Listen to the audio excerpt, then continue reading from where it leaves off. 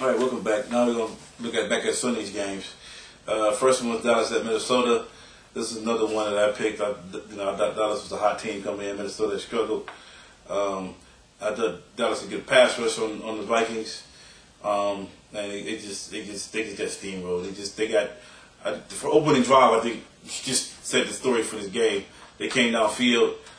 Cowboys did move the ball a lot this game, but every time they seemed to get down there, they would either get a sack or some kind of loss. Mm-hmm. And they got down there, the guy kicked the field goal, he missed the field goal, and they just set the tone for the rest of the game.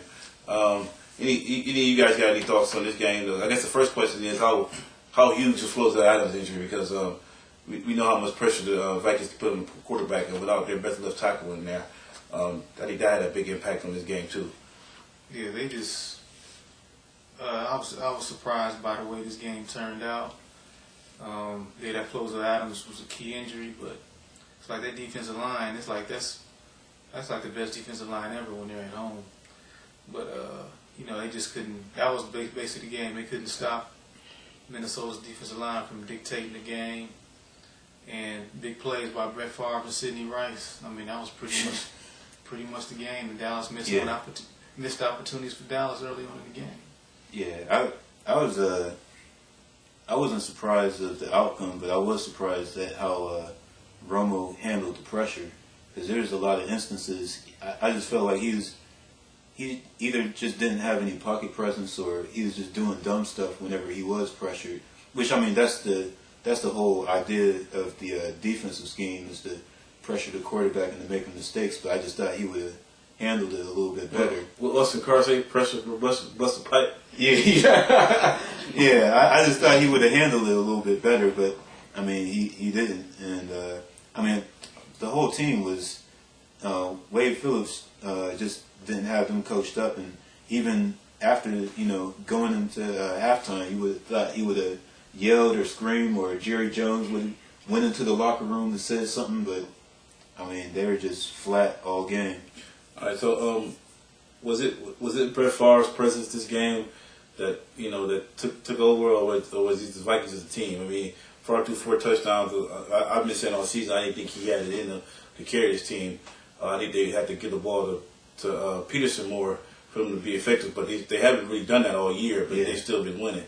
Another question is Sidney Rice. Do you consider him now among the elite NFL receivers?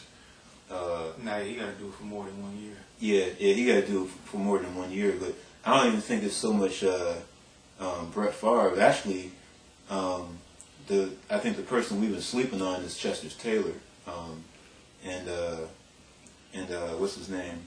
Or not Chester Taylor. Percy Harvin. Well, yeah, Percy Harvin too, but who's the backup running back? It's Chester Taylor. Yeah, right? Chester Taylor. Yeah. He's a cat that everyone's been sleeping on. Cause nobody was sleeping on him. Everybody knew Chester Taylor was a BC before they had Peterson. Well, it's like everyone still just talk about AP mostly, but it's like, I mean, Chester Taylor, he catches out the backfield. He still can get productive runs, and he doesn't fumble as much as Peterson do. Because if they did run Peterson more, I mean, everybody, even if he has gotten better with carrying the ball, it's like cats are still looking to punch it out of his arms or punch it out of his hands. So I think that was real key with them winning the game. All right, the other question is, what do the Cowboys need to do in the offseason to take the next step? I have no idea. I feel they have gotten over that hump, at least the December playoff swing hump. So I think now they can take the next step, but I still think they need help at receiver. I mean, Austin's nice, but I don't like any other receivers. They can use help. I mean, pretty much anywhere. I think they got enough talent to maybe just another year together. Maybe they can use some more depth on the offensive line, just in case something like that happens again. I think they need to get younger linebacker. Their linebacker is kind of old. Well, yeah, I guess so. Broken middle linebacker, especially. Yeah. Yeah, they got 2 decent, Spencer and Ware. Yeah. All right, well, next game on Sunday, Jets. I don't even want to talk about this in real life. Jets at San Diego. I don't know where to start. First of all, did the Jets get lucky? Because I would say Neil one of the most consistent kickers Yeah. in NFL history, missed 3 field goals. And come to find out, he's like, I don't know, maybe he's from New York or something. Come to find out, he's like 2 out of 8 in his career against the Jets. He's like the only team he has problems with. Wow. So is it, you know, did they get lucky? Because I still thought San Diego controlled most of the game, and we were watching it, and then I said if they go down and get a score, they'll win this mug. Because the pressure, because Philip Rivers steps up in the fourth quarter, they came downfield real quick, kicked the field goal, he missed it, and then, of course they got the ball right back. He had a touchdown. They could have won the game. So I mean, I still think that they gave him the game. I mean, Just luck of the draw. They just took advantage of every opportunity they had, and things just worked out well for them. Everything. Yeah, but at the same time, it's like you gotta, I don't know how to phrase it, take credit away from San Diego, but it's like the best you can do is get a field goal. yeah, you can't rely on a kicker. Yeah, and you know if you're dependent upon your kicker to keep you in the game, you know that's a bad sign. It's just like with fighting, or boxing. They say to never put the fight into the ref's hands. And, same way you don't want to put the game into the kicker's hands if possible, but I mean, give credit to the Jets. They did what they had to do. Like Sean said, they took advantage and made the most of it. Well, we know the Chargers, weren't able to run the football. I don't think nobody thought they would be able to come into the game. Well, the thing I thought they would do, I thought they would get Sproles more involved than they did. I thought we would see more screens with him, more stuff like that, especially with the Jets blitz. But you didn't see that much. Yeah. So I mean, is it North Turner being North Turner again, or?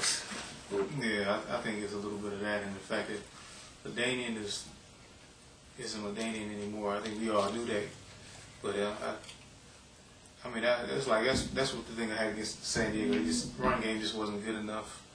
Didn't have enough of a threat to even make it just a decent run game, and well, I think the other thing too, people were mentioning is the way they were using Revis. Because everyone's saying, well, he can't be everywhere. Well, the defensive scheme the Jets used pretty much put him everywhere. They switch things up with him. Well, that interception off of Jackson, that pretty much. Yeah. That right there let me know that they just got to look at the ball just bouncing me away. Yeah. That was a mess I've never seen. True. Yeah. Okay, so what are the Chargers doing all season? They need to draft a running back. They need to get the best running back available. I think they could possibly get Javi Best from California. I think he'd be available by that time. You want to take a risk on him with his concussion? He got his concussion problems. Yeah. It was kind of bad. Yeah, well, I mean, they just need to get the best running back, period. And they probably need some help on the D line, because there's no telling if Jamal Williams can be the same as he was before. He's pretty old anyway. Yeah. So. All right, well, those are Sunday's games. We're going to take a quick break. We'll come back. We're going to preview the AFC and NFC championship games coming up this weekend.